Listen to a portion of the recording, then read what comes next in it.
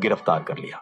उस पर आतंकवाद से जुड़े कई गंभीर आरोप लगे। जांच के बाद उसे जेल भेज दिया गया। उस वक्त किसी को अंदाजा नहीं था कि ये गिरफ्तारी उसकी कहानी का अंत नहीं, बल्कि एक नई शुरुआत बनने वाली है। भारतीय जेल में बिताए गए साल शाहिद लतीफ की जिंदगी के सबसे अहम साल साबित हुए। जेल की सलाखों के पीछे उसकी सोच और ज्यादा कट्टर होती चली गई। इसी दौरान उसकी मुलाकात मसूद अजहर से हुई।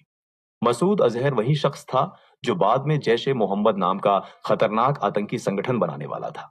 जेल के अंदर दोनों के बीच नजदीकियां बढ़ी। घंटों बातचीत होती थी। यहीं से शाहिद लतीफ की आगे की राह तय होने लगी। जेल ने उसे सुधारा नहीं, बल्कि और ज्यादा खतरनाक बना दिया। 1999 में एक बड़ी घटना घटी। इंडियन एयरलाइंस की फ्लाइट IC-814 का अपहरण कर लिया गया। आतंकियों ने विमान को कंधार ले जाकर भारत सरकार पर दबाव बनाया। उनकी मांग साफ थी, मसूद अजहर और कुछ दूसरे आतंकियों को रिहा किया जाए। उस वक्त आतंकियों की जो सूची सामने आई, उसमें शाहिद लतीफ का नाम भी शामिल था, लेकिन भारत सरकार ने उसे छोड़ने से इनकार कर दिया। मसूद अजहर रिहा होकर पाकिस्तान चला गया, लेकिन शाहिद लतीफ जेल में ही रहा। करीब 16 साल तक वो भारतीय जेलों में बंद रहा। आखिरकार 2010 में सजा पूरी होने के बाद भारत सरकार ने उसे पाकिस्तान डिपोर्ट कर दिया।